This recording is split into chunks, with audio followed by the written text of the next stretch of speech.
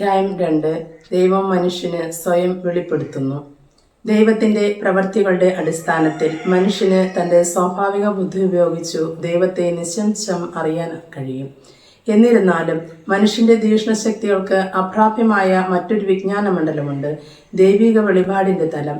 ദൈവം തന്റെ പരിപൂർണ സ്വതന്ത്ര തീരുമാനമനുസരിച്ച് മനുഷ്യന് സ്വയം വെളിപ്പെടുത്തുകയും നൽകുകയും ചെയ്തു. ഇത് സാധ്യമായത് സർവ്വമനുഷ്യരെയും പ്രതി അനാദികാലം മുതൽ ക്രിസ്തുവിൽ സജ്ജമാക്കിയ കൃപാകര പദ്ധതിയാകുന്ന രഹസ്യത്തിന്റെ വെളിപ്പെടുത്തലിലൂടെയാണ്. തന്റെ പ്രിയപുത്രനും നമ്മുടെ കർത്താവുമായ യേശുക്രിസ്തുവിനെയും പരിശുദ്ധാത്മാവിനെയും നമ്മുടെ പക്കലേക്ക് അയച്ചുകൊണ്ടാണ് ദൈവം ഈ പദ്ധതി പൂർണ്ണമായി വെളിപ്പെടുത്തിയത്. വകുപ്പ് 1. ദൈവിക ആവിഷ്കരണം. ദൈവം തന്റെ കൃപാകര പദ്ധതി വെളിപ്പെടുത്തുന്നു. ദൈവം തന്റെ നന്മയാലും ജ്ഞാനത്താലും സ്വയം വെളിപ്പെടുത്തുവാനും അവിടുത്തെ തിരുമനസ്സിന്റെ നിഗൂഢ രഹസ്യങ്ങൾ മനുഷ്യനെ അറിയിക്കുവാനും തിരുവുള്ളമായി. അവതീർണം വചനമായ ക്രിസ്തുവിലൂടെ പരിശുദ്ധാത്മാവിൽ മനുഷ്യർക്ക് പിതാവിങ്കിലേക്ക് പ്രവേശനം ലഭിക്കണമെന്നും അങ്ങനെ അവർ ദൈവിക സ്വഭാവത്തിൽ ഭാഗവാക്കാളാക്കണമെന്നുമായിരുന്നു അവിടുത്തെ തിരുമനസ്. അനഗമ്യമായ പ്രകാശത്തിൽ വസിക്കുന്ന ദൈവം സ്വേച്ഛാപ്രകാരം സൃഷ്ടിച്ച മനുഷ്യരെ തന്റെ ഏകജാതനിൽ ദത്തുപുത്രന്മാരാക്കാൻ വേണ്ടി അവർക്ക് തന്റെ ദൈവിക ജീവൻ പകർന്നു കൊടുക്കുവാൻ തിരുമനസ്സാകുന്നു. അങ്ങനെ സ്വയം വെളിപ്പെടുത്തുന്നതിലൂടെ ദൈവം അഭിലഷിക്കുന്നത് മനുഷ്യർ അവിടത്തേക്ക് പ്രത്യുത്തരം നൽകുന്നതിനും അവരുടെ സ്വാഭാവിക കഴിവിന് അതീതമായി അവിടത്തെ അറിയുകയും സ്നേഹിക്കുകയും ചെയ്യുന്നതിന് പ്രാപ്തരാക്കണമെന്നാണ്. വെളിപാടിന്റെ ദൈവിക പദ്ധതി സാക്ഷാത്കരിക്കപ്പെടുന്നത് ഒരേ സമയം പരസ്പരം ഗാഢബന്ധമുള്ളവയും അന്യോന്യം പ്രകാശിക്കുന്നവയുമായിരുന്നു വാക്കുകളും പ്രവൃത്തികളും വഴിയാണ്. ഇത് ദൈവത്തിന്റെ ഒരു പ്രത്യേക അധ്യാപന രീതിയാണ്. പടിപടിയായിട്ടാണ് ദൈവം മനുഷ്യന് സ്വയം വെളിപ്പെടുത്തുന്നത്. മനുഷ്യാവതാരം ചെയ്ത വചനമായ യേശുക്രിസ്തു എന്ന വ്യക്തിയിലും അവിടുത്തെ ദൗത്യത്തിലും പരിപൂർണമാകുന്ന പ്രകൃത്യാതീത വെളിപാട് സ്വീകരിക്കുവാൻ ദൈവം മനുഷ്യനെ ഘട്ടഘട്ടമായി ഒരുക്കുന്നു. പരസ്പരം പരിചയം വളർത്തുന്ന ദൈവത്തിന്റെയും മനുഷ്യന്റെയും ചിത്രം ഉപയോഗിച്ചുകൊണ്ട് ഈ ദൈവിക അധ്യാപന രീതിയെക്കുറിച്ച് ലിയോൺസിലെ വിശുദ്ധ ഇരിനേയൂസ് ആവർത്തിച്ച് പ്രതിപാദിക്കുന്നുണ്ട്. ദൈവത്തിന്റെ വചനം മനുഷ്യനിൽ വസിച്ച് മനുഷ്യപുത്രനായി. പിതാവിന്റെ ഹിതമനുസരിച്ച് ദൈവത്തെ ഗ്രഹിക്കുവാൻ മനുഷ്യനെയും മനുഷ്യനിൽ പരിചിതനാക്കാൻ ദൈവത്തെയും ശീലിപ്പിക്കുവാൻ വേണ്ടിയായിരുന്നു ഇത്. ദൈവിക ആവിഷ്കരണത്തിന്റെ ഘട്ടങ്ങൾ. ആരംഭം മുതൽ ദൈവം സ്വയം അറിയിക്കുന്നു. തന്റെ വചനത്തിലൂടെ സർവവും സൃഷ്ടിച്ചു പരിപാലിക്കുന്ന ദൈവം തന്നെ പറ്റിയുള്ള സ്ഥായിയായ സാക്ഷ്യം സൃഷ്ടവസ്തുക്കളിലൂടെ മനുഷ്യന് നൽകുന്നു. അതിലുപരിയായി സ്വർഗീയ രക്ഷയ്ക്കുള്ള മാർഗം തുറന്നു കൊടുക്കുവാൻ അഭിലഷിച്ചുകൊണ്ട് ആരംഭം മുതലേ നമ്മുടെ ആദ്യ മാതാപിതാക്കൾക്ക് അവിടുന്ന് സ്വയം വെളിപ്പെടുത്തി. തന്നോട് ഗാഢബന്ധം പുലർത്തി ജീവിക്കുവാൻ അവിടുന്ന് അവരെ ക്ഷണിച്ചു. തേജസ്സുറ്റ കൃപാവരവും നീതിയും കൊണ്ട് അവിടുന്ന് അവരെ അലങ്കരിക്കുകയും ചെയ്തു. നമ്മുടെ ആദ്യ മാതാപിതാക്കന്മാരുടെ പാപം ഈ ദൈവിക ആവിഷ്കരണത്തിന് വിരാമം കുറിച്ചില്ല. വാസ്തവത്തിൽ അവരുടെ അധംപതനത്തിന് ശേഷം ദൈവം അവർക്ക് രക്ഷ വാഗ്ദാനം ചെയ്തു. രക്ഷയെക്കുറിച്ചുള്ള പ്രത്യാശ അവരിൽ ഉണർത്തി. മനുഷ്യവർഗത്തോട് അവിടുന്ന് അവിരാമം താല്പര്യം പ്രദർശിപ്പിക്കുന്നു. ക്ഷമയോടെ സത്പ്രവർത്തികൾ ചെയ്തുകൊണ്ട് രക്ഷ അന്വേഷിക്കുന്ന എല്ലാവർക്കും നിത്യജീവൻ നൽകാൻ അവിടുന്ന് ആഗ്രഹിക്കുന്നു. അങ്ങയെ ധിക്കരിച്ചുകൊണ്ട് അങ്ങയോടുള്ള സ്നേഹബന്ധം അവർ വിച്ഛേദിച്ചു കളഞ്ഞപ്പോഴും മരണത്തിന്റെ ആധിപത്യത്തിന് അങ്ങ് അവനെ വിട്ടുകൊടുത്തില്ല. വീണ്ടും വീണ്ടും അങ്ങ് മനുഷ്യർക്ക് ഉടമ്പടി സമ്മാനിക്കുകയാണ് ചെയ്തത്. നോഹയുമായുള്ള ഉടമ്പടി. പാപം മൂലം മനുഷ്യവർഗത്തിന്റെ ഐക്യം ശിഥിലമായതോടെ ഭാഗമായി മനുഷ്യകുലത്തെ രക്ഷിക്കുവാൻ ദൈവം തയ്യാറായി. ജലപ്രളയത്തിനു ശേഷം നോഹയുമായി ദൈവം സ്ഥിരീകരിച്ച ഉടമ്പടി വ്യത്യസ്ത ജനപദങ്ങളുടെ നേർക്കുള്ള ദൈവത്തിന്റെ രക്ഷാകര പദ്ധതിയെ, അതായത് സ്വന്തമായ ഭാഷയുടെയും ഗോത്രത്തിന്റെയും അടിസ്ഥാനത്തിൽ സ്വന്തമായ ദേശങ്ങളിൽ ഒത്തുചേർന്നിരുന്ന മനുഷ്യരാശിയെ സംബന്ധിച്ച രക്ഷാകര പദ്ധതി സ്പഷ്ടമാകുന്നു. മനുഷ്യവർഗം അനവധി ജനതകളായി വിഭജിക്കപ്പെട്ടിരിക്കുന്ന ഈ അവസ്ഥ സാർവജനീനവും സാമൂഹികവും മതപരവുമാണ്. ബാബിലോൺ എന്നതുപോലെ അധർമ്മത്തിൽ ഏകമനസ്സായി തങ്ങളുടെ ഐക്യം ഉറപ്പിക്കാൻ വ്യാമോഹിച്ച അധംപതിച്ച മനുഷ്യവർഗത്തിന്റെ അഹന്തയ്ക്ക് അറുതി വരുത്താൻ ഉദ്ദേശിച്ചതായിരുന്നു ഇത്. എന്നാൽ പാപനിമിത്തം ജനതകളുടെയും അവരുടെ ഭരണാധികാരികളുടെയും ബഹുദേവതാ വിശ്വാസവും വിഗ്രഹാരാധനയും അവർക്ക് വഴിപിഴച്ച ആചാരങ്ങളും ഈ നിശ്ചിത പദ്ധതിയെ നിരന്തരം അപകടത്തിലാക്കുന്നു. നോഹയുമായി ദൈവം നടപ്പാക്കിയ ഉടമ്പടി വിജാതീയരുടെ കാലത്തുടനീളം സുവിശേഷത്തിന്റെ സാർവത്രിക പ്രഘോഷണ ഘട്ടം വരെ പ്രാബല്യമുള്ളതാണ്. ജനതകളിൽ തന്നെ മഹത് വ്യക്തികളായിരുന്ന പലരെയും വിശുദ്ധ ഗ്രന്ഥം ആദരിക്കുന്നുണ്ട്. ധാർമ്മികനായ ആബേലും ക്രിസ്തുവിന്റെ പ്രതിരൂപമായിരുന്ന രാജപുരോഹിതൻ മെൽക്കിസദേക്കും ധർമ്മിഷ്ഠരായ നോഹയും ദാനിയേലും ജോബും ഇതിന് ഉദാഹരണങ്ങളാണ്. നോഹയുമായുള്ള ഉടമ്പടി അനുസരിച്ച് ജീവിക്കുന്നവർക്ക് ചിതറിപ്പോയ ദൈവമക്കളെല്ലാവരെയും ഒരുമിച്ച് ചേർക്കുന്ന ക്രിസ്തുവിന്റെ ആഗമനം പ്രതീക്ഷിച്ചുകൊണ്ട് ജീവിക്കുന്നവർക്ക് പ്രാപിപ്പാൻ കഴിയുന്ന വിശുദ്ധിയുടെ ഔന്നത്യമെന്തെന്ന് അങ്ങനെ തിരുലിഖിതം വെളിപ്പെടുത്തുന്നു. ദൈവം അബ്രാഹത്തെ തിരഞ്ഞെടുക്കുന്നു. ചിതറിപ്പോയ മനുഷ്യവംശത്തെ മുഴുവൻ ഒരുമിച്ച് ചേർക്കാനായി ദൈവം അബ്രാമിനെ വിളിച്ചുകൊണ്ട് പറഞ്ഞു, നിന്റെ നാട്ടിൽ നിന്നും ബന്ധുക്കളുടെ ഇടയിൽ നിന്നും നിന്റെ പിതാവിന്റെ ഭവനത്തിൽ നിന്നും പുറത്തു വരിക. ദൈവം അവനെ അബ്രാഹാം, അതായത് ജനതകളുടെ പിതാവ് ആക്കി മാറ്റി. നിന്നിൽ ഭൂമിയിലെ സർവ്വജനതകളും അനുഗ്രഹീതരാകും. അബ്രാഹത്തിന്റെ വംശപരമ്പരയിൽപ്പെട്ട ജനങ്ങളായിരിക്കും പൂർവ്വപിതാക്കന്മാർക്ക് നൽകപ്പെട്ട വാഗ്ദാനത്തിന്റെ സംവാഹകർ. ദൈവമക്കളുടെ എല്ലാം ഭാവി സമൂഹത്തെ സജ്ജമാക്കാൻ തിരുസഭയുടെ ഐക്യത്തിലേക്ക് ദൈവം വിളിച്ച തിരഞ്ഞെടുക്കപ്പെട്ട ജനമാണിവർ. വിജാതീയർ വിശ്വാസികളായി തീരുമ്പോൾ അവരെ ഉൾച്ചേർക്കാനുള്ള വേരാണ് ഈ തിരഞ്ഞെടുക്കപ്പെട്ട ജനം.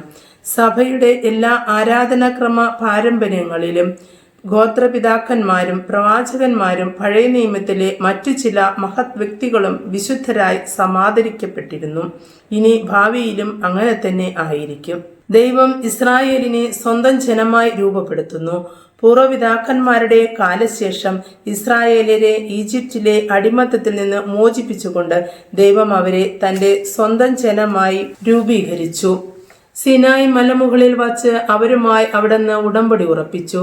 സജീവനായ ഏകസത്യ ദൈവവും പരിപാലിക്കുന്ന പിതാവും നീതിമാനായ വിധികർത്താവുമായി ദൈവത്തെ അംഗീകരിച്ച് ആരാധിക്കുന്നതിനു വേണ്ടിയും വാഗ്ദാനം ചെയ്യപ്പെട്ട രക്ഷകനെ പ്രതീക്ഷിക്കുന്നതിനു വേണ്ടിയും ദൈവം മോശ വഴി അവർക്ക് തന്റെ നിയമം നൽകി. ഇസ്രായേൽ ദൈവത്തിന്റെ പുരോഹിത ജനമാണ്. അവരുടെ മേൽ ദൈവത്തിന്റെ നാമം വിളിച്ചപേക്ഷിക്കപ്പെടുന്നു. അവരോട് തന്നെയാണ് നമ്മുടെ കർത്താവായ ദൈവം ആദ്യമായി സംസാരിച്ചത്. അബ്രാഹത്തിന് വിശ്വാസത്തിൽ മൂത്ത സഹോദരനായ ജനമാണ് അവർ. ദൈവം പ്രവാചകരിലൂടെ രക്ഷയെപ്പറ്റിയുള്ള പ്രത്യാശയിൽ തന്റെ ജനത്തെ രൂപപ്പെടുത്തുന്നു. സർവ്വ മനുഷ്യരെയും ഉദ്ദേശിച്ചുള്ള നവീനവും സനാതനവും ഹൃദയത്തിൽ എഴുതപ്പെടേണ്ടതുമായ ഒരു പുതിയ ഉടമ്പടിയെ കാത്തിരിക്കുന്ന ജനത്തെയാണ് ദൈവം ഇങ്ങനെ രൂപപ്പെടുത്തുന്നത്. ദൈവത്തിന്റെ സമൂല രക്ഷ, അവരുടെ എല്ലാ അവിശ്വസ്തകളിൽ നിന്നുമുള്ള പവിത്രീകരണവും സർവ്വജനതകളെയും ആശ്ലേഷിക്കുന്ന രക്ഷ, ഇതാണ് പ്രവാചകന്മാർ പ്രഘോഷിച്ചിരിക്കുന്നത്. കർത്താവിന്റെ വിനീതരും പാവപ്പെട്ടവരും ആയിരിക്കും ഈ പ്രത്യാശ നിലനിർത്തുന്നത്. സാറ, റബേക്ക, റാഹേൽ, മിറിയാം, ദെബോറ, ഹന്ന, യൂത്തിത്, എസ്തേർ മുതലായവരെ പോലുള്ള വിശുദ്ധ സ്ത്രീകൾ ഇസ്രായേലിന്റെ രക്ഷയെപ്പറ്റിയുള്ള പ്രത്യാശ സജീവമായി നിലനിർത്തിയവരാണ്. ഈ പ്രത്യാശ ഏറ്റവും സംശുദ്ധമായ പ്രതീകമായത്രേ യേശുക്രിസ്തു എല്ലാ വെളിപാടിന്റെയും മധ്യസ്ഥനും പൂർണ്ണതയും. ദൈവം തന്റെ വചനത്തിൽ സർവ്വതും സംസാരിച്ചിരിക്കുന്നു. പൂർവകാലങ്ങളിൽ പ്രവാചകന്മാർ വഴി വിവിധ ഘട്ടങ്ങളിലും വിവിധ രീതികളിലും ദൈവം നമ്മുടെ പിതാക്കന്മാരോട് സംസാരിച്ചിട്ടുണ്ട്. എന്നാൽ ഈ അവസാന നാളുകളിൽ തന്റെ പുത്രൻ വഴി അവിടുന്ന് നമ്മോട് സംസാരിച്ചിരിക്കുന്നു. മനുഷ്യനായിത്തീർന്ന ദൈവപുത്രനായ ക്രിസ്തു പിതാവിന്റെ ഏകവും പരിപൂർണവും അദ്വിതീയനുമായ വചനമാണ്. അവനിൽ ദൈവം സർവ്വതും സംസാരിച്ചിരിക്കുന്നു. ഈ വചനമല്ലാതെ മറ്റൊരു വചനം ഇനി ഉണ്ടാകാനില്ല. കുരിശിന്റെ വിശുദ്ധ യോഹന്നാൻ മറ്റ് അനേകരെ പോലെ ഹെബ്രായർ 1-ാം അധ്യായം 1-2 വാക്യങ്ങൾ ആകർഷകമാം വിധം വ്യാഖ്യാനിച്ചത് ഇങ്ങനെയാണ്: തന്റെ ഏകനും അനന്യനുമായ പുത്രനെ നമുക്ക് നൽകിക്കൊണ്ട് ദൈവം ഈ ഏകവചനത്തിൽ നമ്മോട് എല്ലാം എന്നേക്കുമായി സംസാരിച്ചിരിക്കുന്നു. ഇനി വേറൊന്നും സംസാരിക്കാൻ അവിടത്തേക്കില്ല. കാരണം മുൻപ് പ്രവാചകന്മാരോട് പല അംശങ്ങളായി അവൻ സംസാരിച്ചവ ഇപ്പോൾ തന്റെ പുത്രനെ പൂർണ്ണമായി നൽകിക്കൊണ്ട് നമ്മോട് പൂർണ്ണമായി സംസാരിച്ചിരിക്കുന്നു. അതിനാൽ ആരെങ്കിലും ദൈവത്തോട് അന്വേഷിക്കുകയോ ഏതെങ്കിലും ദർശനമോ വെളിപാടോ അഭിലഷിക്കുകയോ ചെയ്താൽ അയാൾ വലിയൊരു മൂഢത്വം പ്രവർത്തിക്കുന്നുവെന്ന് മാത്രമല്ല, ദൈവത്തെ അയാൾ അധിക്ഷേപിക്കുകയും ചെയ്യുന്നു. കാരണം ക്രിസ്തുവിൽ തന്റെ സൃഷ്ടികൾ പൂർണ്ണമായി കേന്ദ്രീകരിക്കാതെ അയാൾ മറ്റെന്തെങ്കിലും പുതുതായി അന്വേഷിച്ചു പോകുന്നു. ഇനി വേറെ വെളിപാടില്ല. ക്രൈസ്തവ രക്ഷാകര പദ്ധതി നവീനവും അന്തിമവുമായ ഉടമ്പടിയാകയാൽ ഒരിക്കലും റദ്ദാക്കപ്പെടുകയില്ല. നമ്മുടെ കർത്താവായ യേശുക്രിസ്തുവിന്റെ മഹത്വപൂർണമായ പ്രത്യക്ഷപ്പെടലിന് മുൻപായി നാം ഇനി ഒരു പരസ്യ വെളിപാടും പ്രതീക്ഷിക്കേണ്ടതുമില്ല. വെളിപാട് പരിസമാപ്തിയിലെത്തിയിരുന്നാലും അത് മുഴുവൻ പൂർണ്ണമായി ഇനി വിശദീകരിക്കപ്പെട്ടിട്ടില്ല. പ്രസ്തുത വെളിപാടിന്റെ പൂർണ്ണമായ സാരം ശതാബ്ദങ്ങളിലൂടെ ക്രമശഃ ഗ്രഹിക്കുക ക്രൈസ്തവ വിശ്വാസത്തിന്റെ ദൗത്യമാണ്. വിവിധ കാലഘട്ടങ്ങളിൽ സ്വകാര്യ വെളിപാടുകൾ എന്ന് വിളിക്കപ്പെടുന്നവയുമുണ്ടായിട്ടുണ്ട്. അവയിൽ ചിലതിന് സഭയുടെ അധികാരികളിൽ നിന്ന് അംഗീകാരം ലഭിച്ചിട്ടുണ്ട്. എന്നിരുന്നാലും അവ സഭയുടെ വിശ്വാസ നിക്ഷേപത്തിന്റെ ഭാഗമല്ല. പ്രസ്തുത വെളിപാടുകളുടെ ലക്ഷ്യം ക്രിസ്തുവിലൂടെ അന്തിമമായി നൽകപ്പെട്ട വെളിപാടിനെ മെച്ചപ്പെടുത്തുകയോ പൂർത്തീകരിക്കുകയോ അല്ല. പ്രസ്തുത ചരിത്രത്തിന്റെ ഒരു പ്രത്യേക ഘട്ടത്തിൽ ക്രിസ്തുവിന്റെ വെളിപാടിനനുസൃതമായി കൂടുതൽ പൂർണ്ണമായി ജീവിക്കുവാൻ സഹായിക്കുക എന്നതാണ് അത്തരം സ്വകാര്യ വെളിപാടുകളിൽ ഏതെല്ലാമാണ് ക്രിസ്തുവിന്റെയോ അവിടുത്തെ വിശുദ്ധന്മാരുടെയോ സഭയിലേക്കുള്ള യഥാർത്ഥ ആഹ്വാനം ഉൾക്കൊള്ളുന്നുവെന്ന് വിവേചിച്ചറിഞ്ഞ് അതിനെ സ്വീകരിക്കാൻ സഭയുടെ പ്രബോധനാധികാരത്താൽ നയിക്കപ്പെടുന്ന വിശ്വാസികളുടെ അവബോധത്തിന് കഴിയും. ക്രിസ്തുവിൽ പൂർത്തീകരിക്കപ്പെട്ട ദൈവിക ആവിഷ്കരണത്തെ മറികടക്കുന്നതെങ്ങനെ, തിരുത്തുന്നത് എങ്ങനെയോ നടിക്കുന്ന വെളിപാടുകളെ അംഗീകരിക്കാൻ ക്രൈസ്തവ വിശ്വാസത്തിന് കഴിയുകയില്ല. ചില അക്രൈസ്തവ മതങ്ങളും സമീപകാലത്ത് രൂപം കൊണ്ട ചില മതവിഭാഗങ്ങളും മേൽ പ്രസ്താവിച്ച തരത്തിലുള്ള വെളിപാടുകളെ ആധാരമാക്കിയുള്ളവയാണ്. സംഗ്രഹം: സ്നേഹനിമിത്തം ദൈവം സ്വയം വെളിപ്പെടുത്തുകയും മനുഷ്യർക്ക് സ്വയം നൽകുകയും ചെയ്തു. മനുഷ്യ ജീവിതത്തിന്റെ അർത്ഥവും ലക്ഷ്യത്തെയും കുറിച്ച് മനുഷ്യൻ ഉന്നയിക്കുന്ന ചോദ്യങ്ങൾക്ക് അവിടുന്ന് ഖണ്ഡിതവും വളരെ തൃപ്തികരവുമായ ഉത്തരം നൽകുകയും ചെയ്തു. ദൈവം മനുഷ്യന് സ്വയം വെളിപ്പെടുത്തിയത് വാക്കുകളും പ്രവൃത്തികളും വഴി തന്റെ രഹസ്യം പടിപടിയായി അവനെ അറിയിച്ചുകൊണ്ടാണ്.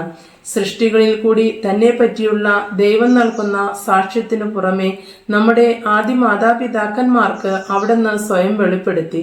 അവിടുന്ന് അവരോട് സംസാരിക്കുകയും അവരുടെ പതനത്തിനു ശേഷം അവർക്ക് രക്ഷ വാഗ്ദാനം ചെയ്യുകയും അവർക്ക് തന്റെ ഉടമ്പടി നൽകുകയും ചെയ്തു. നോഹയോടും മറ്റ് സാർവ ജീവജാലങ്ങളോടുമായി ദൈവം സനാതന ഉടമ്പടി സ്ഥാപിച്ചു. ഉൽപ്പത്തി 9:16. ലോകമുള്ളിടത്തോളം കാലം പ്രസ്തുത ഉടമ്പടി നിലനിൽക്കും. ദൈവം അബ്രാഹത്തെ തിരഞ്ഞെടുത്ത് അയാളും അയാളുടെ സന്തതികളുമായി ഒരു ഉടമ്പടി ഉണ്ടാക്കി. ഉടമ്പടിയിലൂടെ തന്റെ ജനത്തെ രൂപപ്പെടുത്തുകയും മോശ വഴി അവർക്ക് തന്റെ നിയമം വെളിപ്പെടുത്തുകയും ചെയ്തു. മനുഷ്യവർഗം മുഴുവനു വേണ്ടി നിശ്ചയിക്കപ്പെട്ടിട്ടുള്ള രക്ഷ സ്വീകരിക്കുവാൻ പ്രവാചകന്മാർ വഴി ദൈവം ആ ജനത്തെ സജ്ജമാക്കി. സ്വന്തം ഏകജാതനെ അയച്ചുകൊണ്ട് ദൈവം തന്നെ പൂർണ്ണനായി വെളിപ്പെടുത്തി. ഈ പുത്രനിൽ ദൈവം തന്റെ ഉടമ്പടി എന്നേക്കുമായി ഉറപ്പിക്കുകയും ചെയ്തു. ഈ പുത്രൻ പിതാവിന്റെ അന്തിമ വചനമാണ്. തന്നിമിത്തം അവനുശേഷം ഇനി വേറൊരു വെളിപാടുണ്ടാകാനിരിക്കില്ല.